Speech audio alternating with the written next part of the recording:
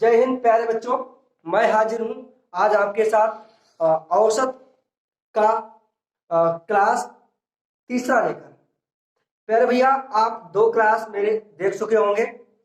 उसके बाद ये तीसरा क्लास है। फर्स्ट क्लास में हमने आपको औसत का जितने भी जो यहाँ पे क्वेश्चन आपके पीईटी में आते हैं उनमें से जहां तक लेवल होता है इसका पीईटी का, वहां तक हमने आपका सूत्र फर्स्ट वीडियो में करा दिए थे।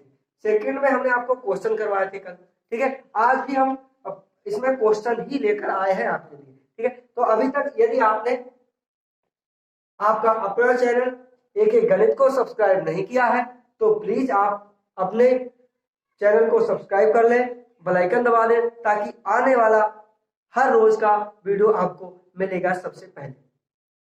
प्यारे भैया, इस क्लास में जो है आपको केवल क्वेश्चन करवाए जाएंगे। अगर आपको बेसिक पढ़ना है तो आप इसी वीडियो में हम डिस्क्रिप्शन बॉक्स में आपको जो एवरेज का जो बेसिक वीडियो है उसका लिंक आपको डाल देंगे।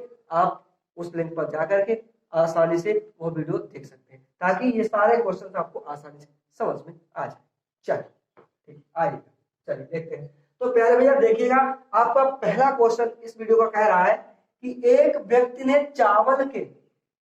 व्यक्ति ने चावल के 7 थैलों में प्रत्येक 800 का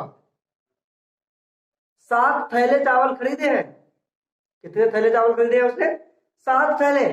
जो 7 थैले चावल के खरीदे हैं तो प्रत्येक की कीमत कितनी है? 800 रुपए। कितनी है? अगर आप देखेंगे तो सातों थैलों की कीमत, एक की कीमत है ये 800। 7 थैलों में प्रति एक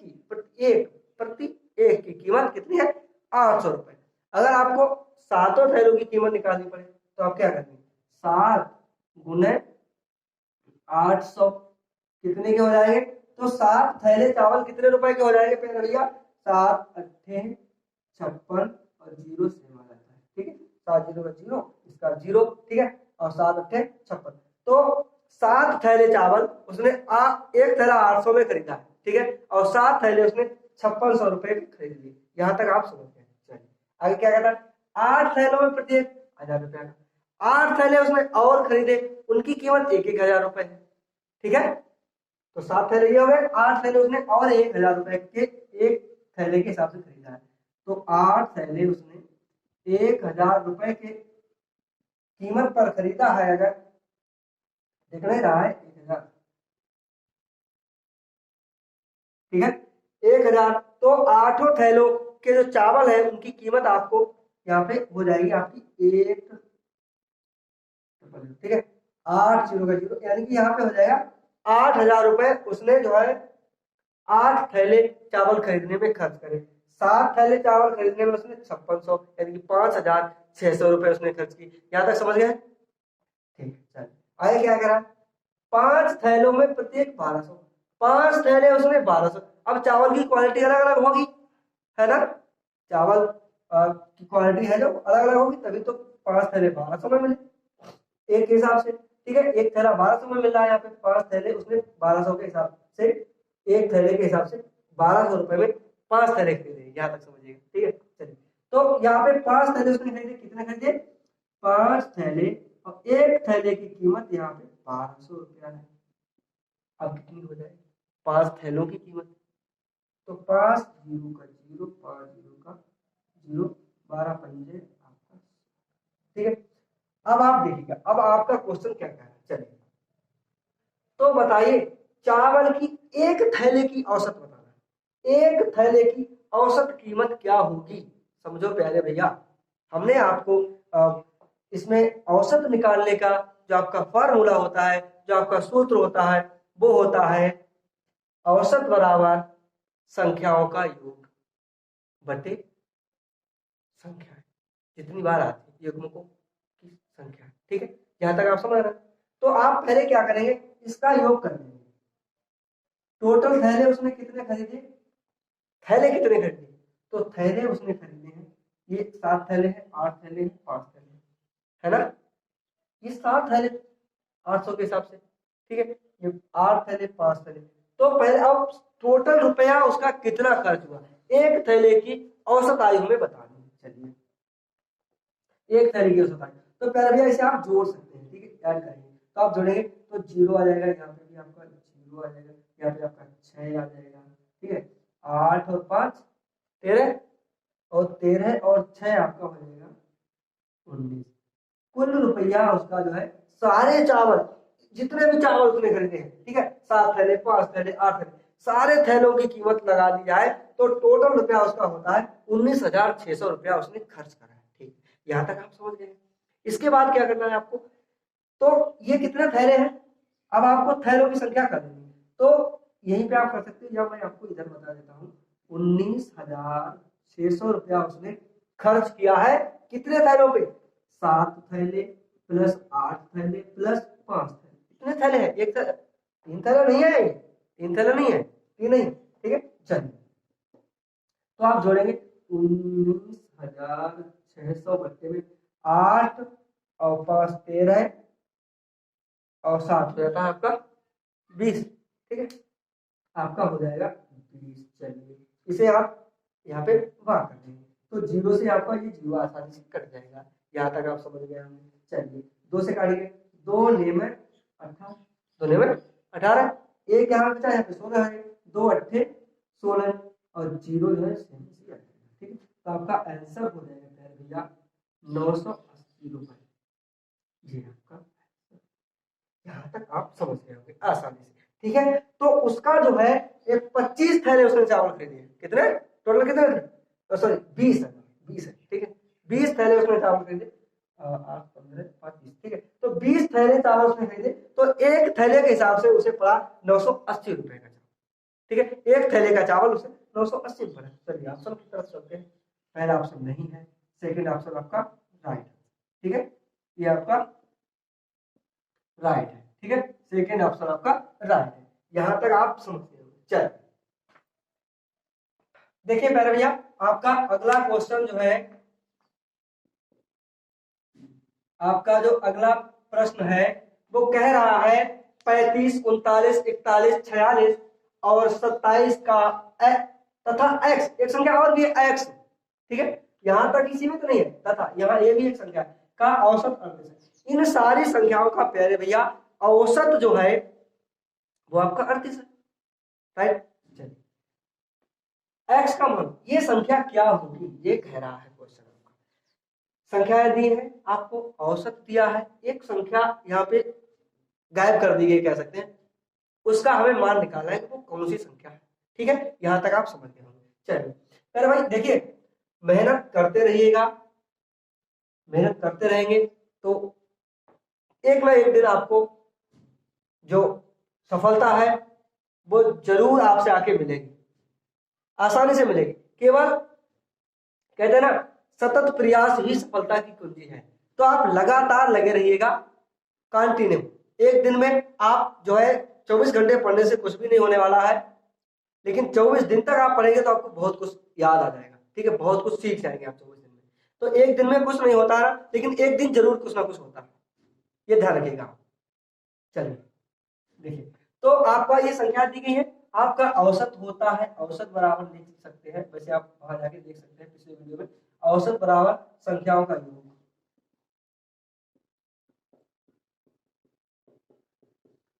बटे संख्या है,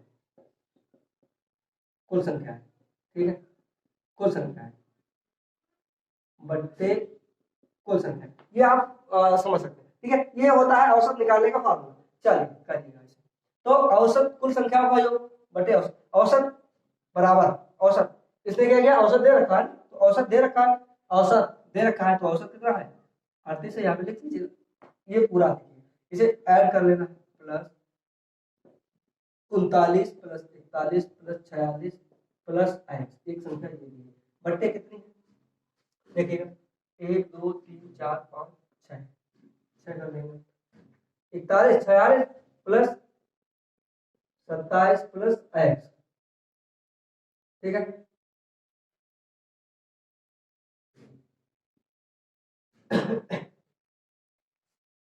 6 आ जाएगा, 1 2 3 4 5 6 संख्या है तो 6 आ जाएगा, ठीक है, यहाँ तक आप समझ गए हैं।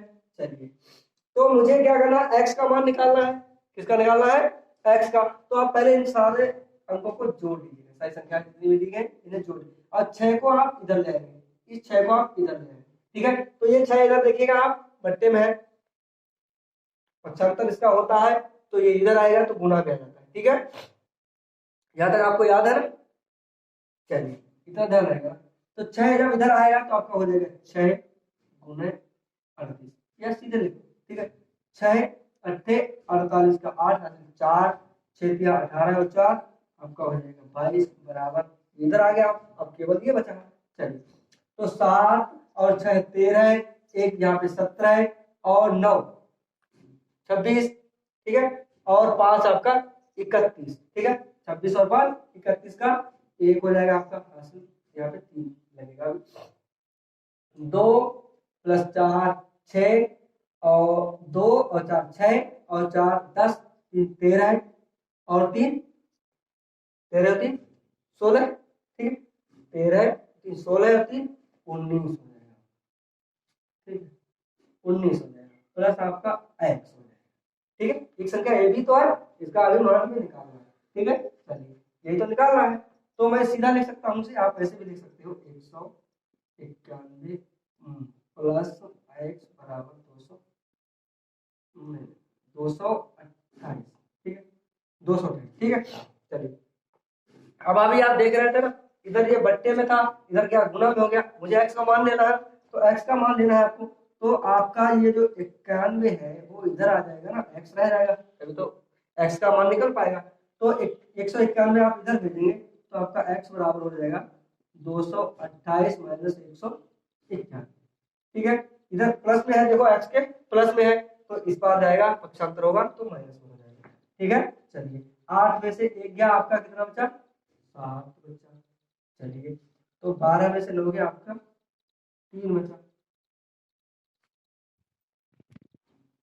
और 37, लेकिन यहाँ पे 37 नहीं है, तो कोई हम लोगों का कोई यहाँ पे जोड़ गलत हो रहा है, एक मिनट देखिएगा, और यही है यहाँ देखिएगा, 7 और 6 13, 1 14 और 9 और तभी हो जाता है 9 23 और 5 28, हाँ 28 होता है ना, तो आपका यहाँ पे 8 हो जाएगा, पहले एक थोड़ा हो जाता है, 28 का 8 हासिल आपका 2 लगता है, तो 3 और 3 6 4 10 4 14 16 और 2 हासिल का 18 आपका हो जाता है, ठीक है।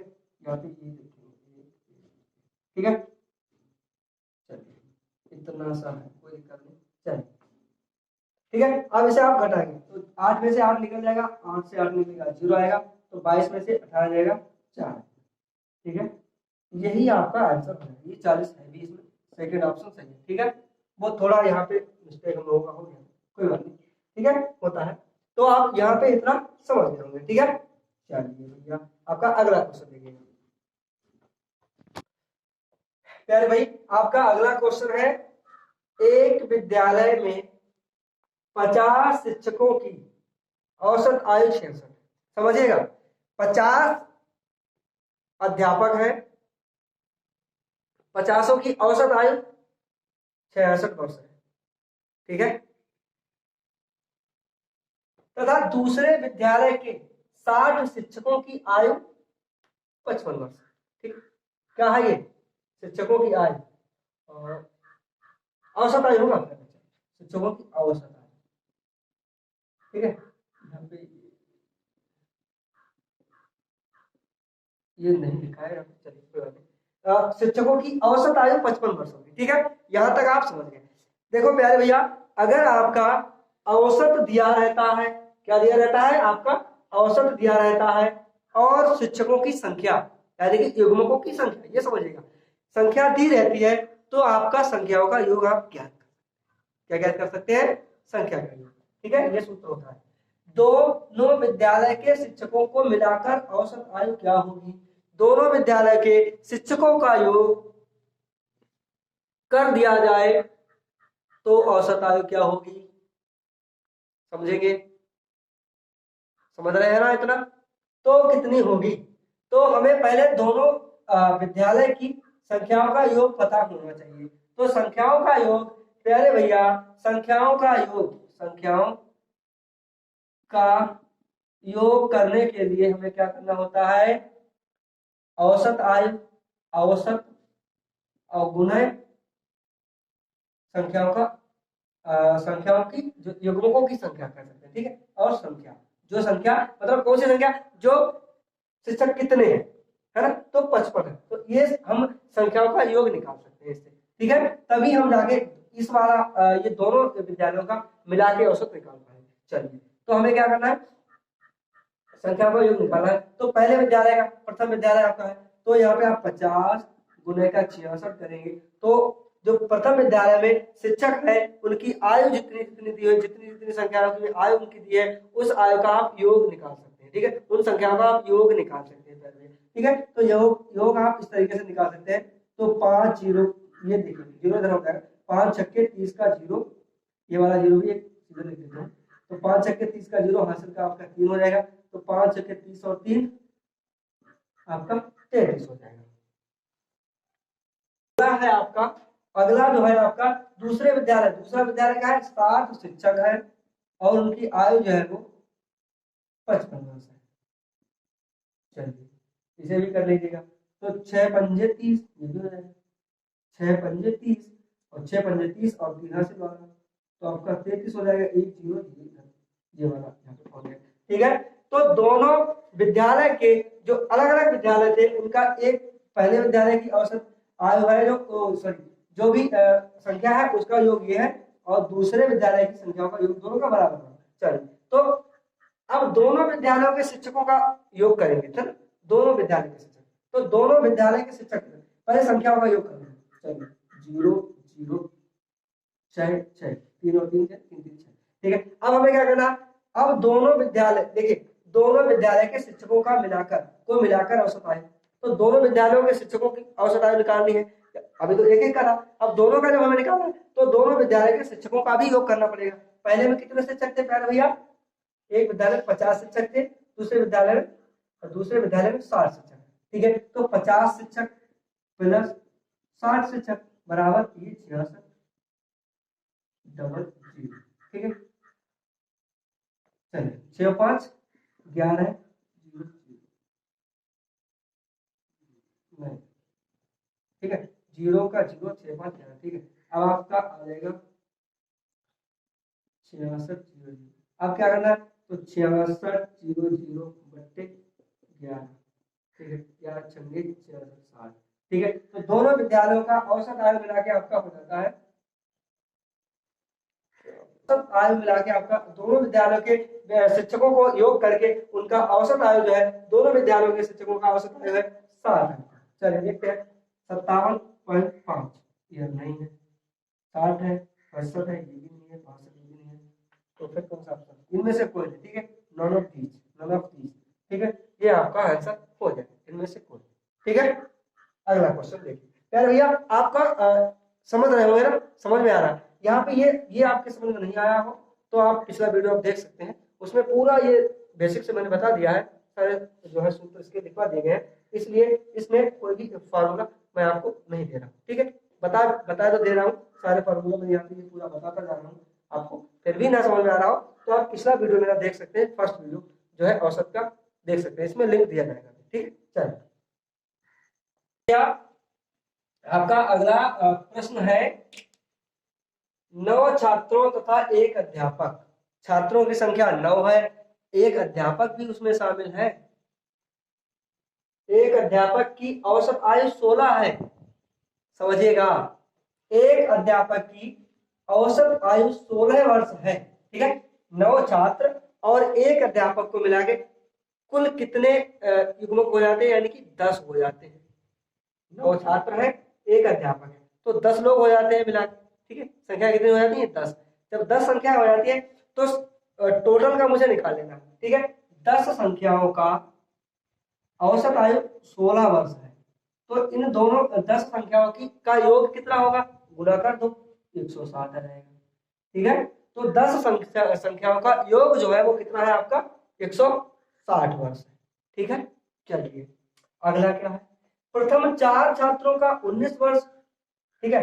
प्रथम जो 4 छात्र, पहले 4 छात्र, उनका औसत आयु, उन 4 छात्रों की औसत आयु है, 4 छात्रों की औसत आयु 19 वर्ष है, तो इन 4 छात्रों का योग निकाल लीजिएगा। तो 4 गुने 19, 19 चौके 76।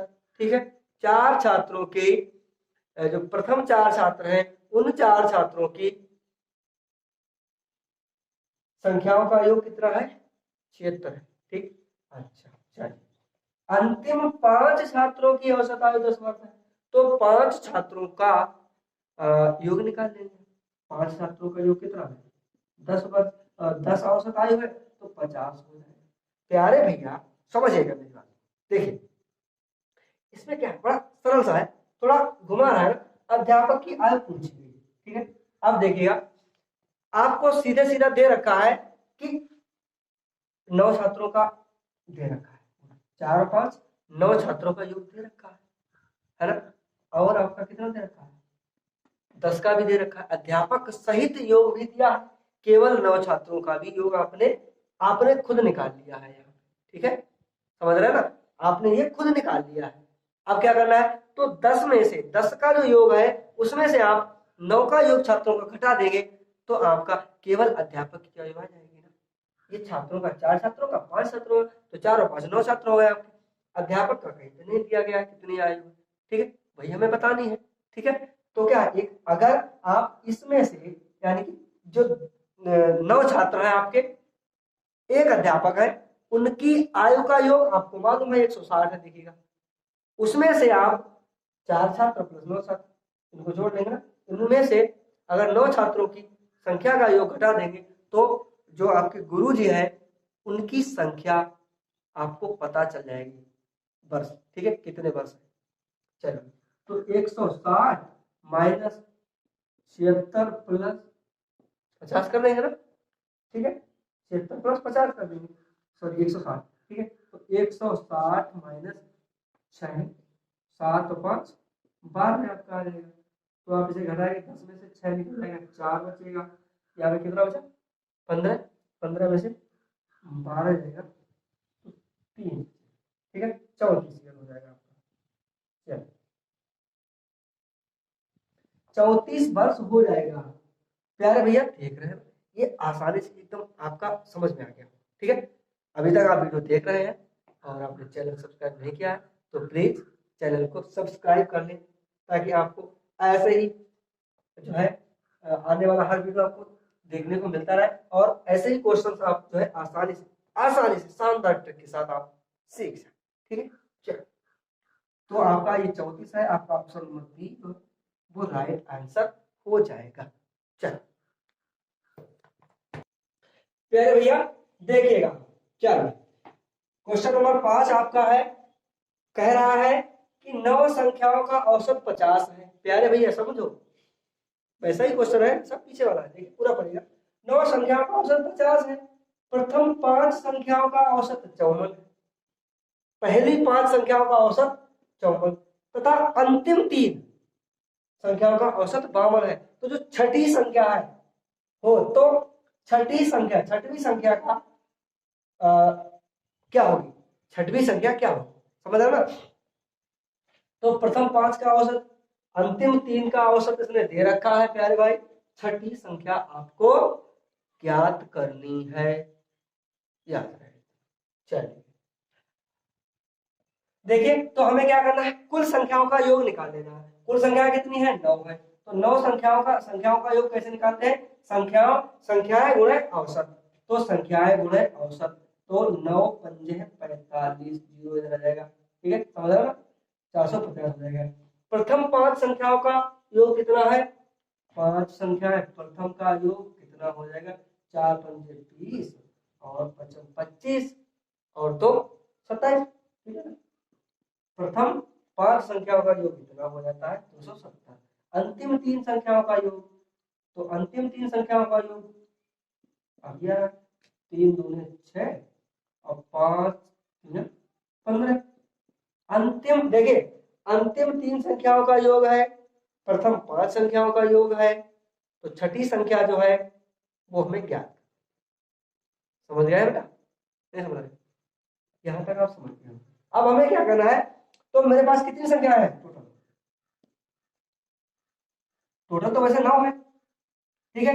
लेकिन हमें 8 संख्याओं का योग भी मालूम है, 9 का भी मालूम है, और तुम्हें दोनों का है। एक संख्या का नहीं पता है, छठी संख्या का नहीं पता है, केवल छठी संख्या क्या होगी। तो केवल छठी संख्या जो है उसका मान मुझे नहीं पता है, तो वो हम निकालेंगे आसानी से। जब हमें 9 का भी मालूम है, 8 का भी मालूम है, तो हमें क्या करना है, 450 जो टोटल संख्याएं हैं उनमें से हमें 5 संख्याएं प्लस 3 संख्याओं का को घटा देना है, योग यहाँ पे घटा देना है, ठीक है, माइनस करना है यहाँ पे, ठीक है। तो 450 में से आपको इसे घटा देना, जोड़ करिएगा, 0 6 0 आ जाएगा, 7 5 12 का 2 आ जाएगा, दिख रहा है ना, 12 का 2 आ जाएगा, 2 1 3 1 हासिल का 4 आ जाएगा, चलिए आपका 400, तो 450 में से सीधे यहीं पे घटा देगा, चलिए घटाएगा, तो 10 में से 6 जाएगा आपका 4 बचेगा ना, तो यहाँ पे 4 बचता है, 4 में से 2 जाएगा 2 बचेगा, ये आपका आंसर होगा, ठीक है। चलिए देख रहे हैं ना, ये आपका आंसर होगा। प्यारे बच्चों देखिए, आप अपने अंदर कोई भी कमजोरी ना रखें, ठीक है, कोई भी कमजोरी ना रखें। कहते हैं ना कि सड़क पे चाहे कितने भी पत्थर हो, चाहे कितने भी कंकड़ हो, व्यक्ति उन पे चला जाता है, लेकिन आपके जूते के अंदर, आपके जूते के अंदर एक भी अगर कंकड़ है तो वो चलना मुश्किल कर देता है। तो परीक्षा में आपको ये नहीं करना है, अपने अंदर कमजोरी नहीं रखनी है, वहां चाहे कितने भी कठिन सवाल हो, लेकिन आपसे कमजोरी आप में नहीं, अंदर नहीं है, तो आप आसानी से कर सकते हैं, ठीक है। चल आपका ऑप्शन जो है पहले भैया आपको सी ऑप्शन करेक्ट आंसर हो जाएगा, ठीक है, ये आप ध्यान रखिए। चल आपका अगला क्वेश्चन है, 11 संख्याओं का औसत 35 है, 11 संख्याएं उनका औसत 35 है। चलिए तो हमें 11 संख्याओं का योग निकालना है, तो 11 संख्याओं का हम योग निकालेंगे, तो हमें 11 संख्याएं यानी जो 11 संख्याएं 11 गुणे औसत यानी कि 35 करना पड़ेगा ना, तो 11 संख्याओं का योग आ जाएगा। चलिए तो 11 गुणे 35, तो 11 5 55 का 5 हासिल ये आपका 5 रहेगा, तो 11 तिया 33 और 5 कितना होता है 38। अगला है आपका, अगला पढ़ेगा, यदि प्रथम 6 संख्याओं का औसत कितना है, ठीक है, प्रथम 6 संख्याओं का औसत 32 है, 6 संख्याओं का औसत, तो 6 संख्याओं का योग कितना हो जाएगा, 6 गुणे 12 और 6 की 18 19 हो जाएगा। चलिए यहाँ तक समझ गया ना, 6 संख्याओं का औसत, तो ये 6 संख्याओं का योग, ठीक है, समझेगा, ठीक है। अंतिम 6 संख्याओं का औसत 37 है, अंतिम 6 का 37 है, तो इनका योग भी निकालिए, अंतिम 6 प्रथम 6, ठीक है, तो 6 7 42 का 2 हासिल 4, 6 दिया 18 4 22, ठीक है। अब संख्या ये है तो 12 है, ये 11 है ना, 12 है और 11 है। चलिए तो हमें एक संख्या, छठी संख्या क्या होगी, ठीक है, छठवीं संख्या ज्ञात करना है। चलिए तो आपको इन दोनों का योग कर देना है, ये 12 संख्या है ना, 6 6, तो आपका लिखना है 192 प्लस 2 माइनस 11 घटा देना है 12 में, तो 2 और 2 4 9 और 2 11 2 3 414 माइनस 350, 4 में से 14 में से 5 गया, आपका आएगा 9, ठीक है, दिख रहा है, ठीक है, 9 आएगा, और यहाँ इधर से भाई आप देखिए, तो आपका यहाँ पे 10 हो जाएगा, 10 में से आ जाएगा आपका 2 है कुछ ऑप्शन, ठीक है, तो आपका 2 हो जाएगा, समझ रहे हैं, आपका 2 यानी कि 29 हो जाएगा, देखिएगा 29 आपका आंसर आ जाएगा इसका, समझ रहे हैं, संख्या 12 है, तो डाउट खत्म कर दें, आपका 12 है, कुछ 6 और 6 12 12 11 का इतना योग है, 12 का इतना योग है, तो 12 में से 11 घटा देंगे, एक बचेगी छठी, ठीक है, समझ रहे ना, तो आपका ये आंसर हो जाएगा 29, ऑप्शन नंबर बी आपका राइट आंसर हो जाएगा। प्यारे बच्चों लगे रहिएगा, मेहनत करते रहिएगा, सफलता जरूर आपके कदम चूमेगी। प्यारे बच्चों अगला क्वेश्चन आपका है, 9 क्रमागत विषम संख्याओं का औसत 53 है, ठीक है, जल्दी बोल दिया ना, 9 क्रमागत विषम संख्याओं का औसत 53 है, समझिएगा, क्रमागत भी है विषम भी है, ठीक है, ये ध्यान रखेंगे आप।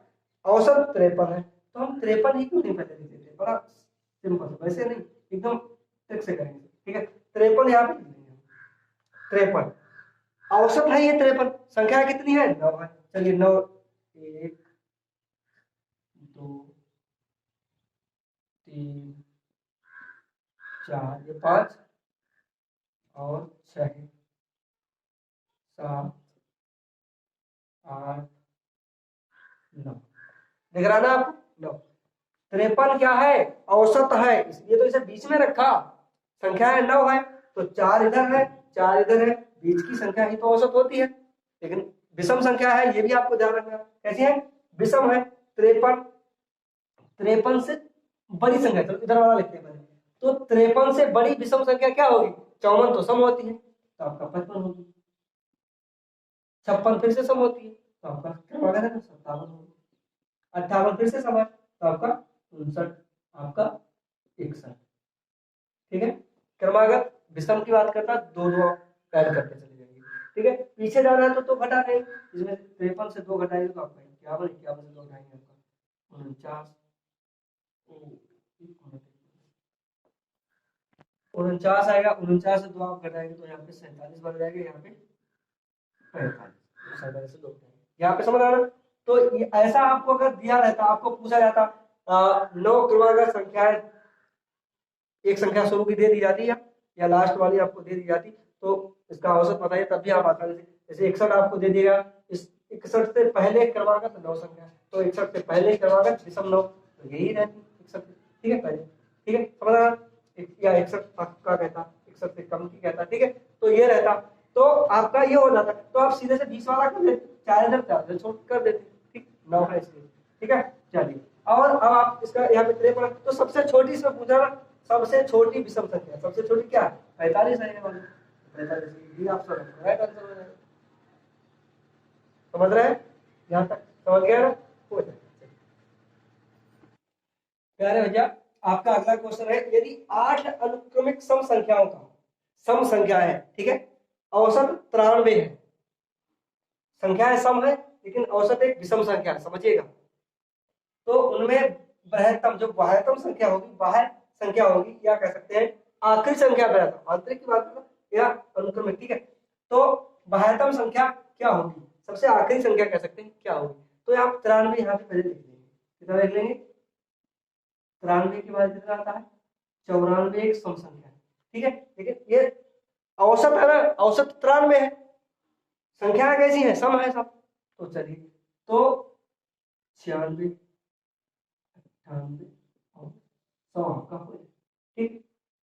अब इधर भी तो चल रहा है ना, इधर भी, ठीक है, 8 संख्याएं जो है, संख्याएं 8 है और विषम संख्या एक, औसत मान है उनका, तो 94 में से आपका आ जाएगा 2 घटाते चले गए, तो 92, यहाँ पे 90, यहाँ पे 88, यहाँ पे 86, 88, 90, 92, 94, 96, ठीक है, तो ये संख्या नहीं, आपकी संख्या कितनी है, 8 है। अब 8 संख्या है, 4 4 इधर उधर बांटेंगे ना, 4 आप इधर बांटेंगे, 4 इधर बांट देंगे, 4 इधर, तो बीच में क्या, 92 और 94 बीच में क्या आता है, 93, अभी तो कह रहा ना 93 औसत है, तो औसत तो 93 है इसका, चलिए ये समझ गए ना, इसका इसका औसत 93 ही होगा, यहाँ तक समझ गए। लेकिन बाह्यतम संख्या क्या है, तो वो आपकी 100 है, आखिरी संख्या क्या है, 100 है, संख्या गिन लें, 1 2 3 4 5 6 7 8, ये तो औसत है ना, ठीक है, ये तो यहाँ पे लिखा है ना, औसत है, संख्या है, तो सम संख्याओं की बात करना, सम कितनी, तो सम कितनी देख लीजिए, 8 है, 8 ही तो कह रहा है, तो यहाँ पे 100 है बाह्यतम संख्या, तो 100 ही आपका ये ऑप्शन सही है, ठीक है, यहाँ तक आप बिल्कुल समझ चुके हैं, चलिए।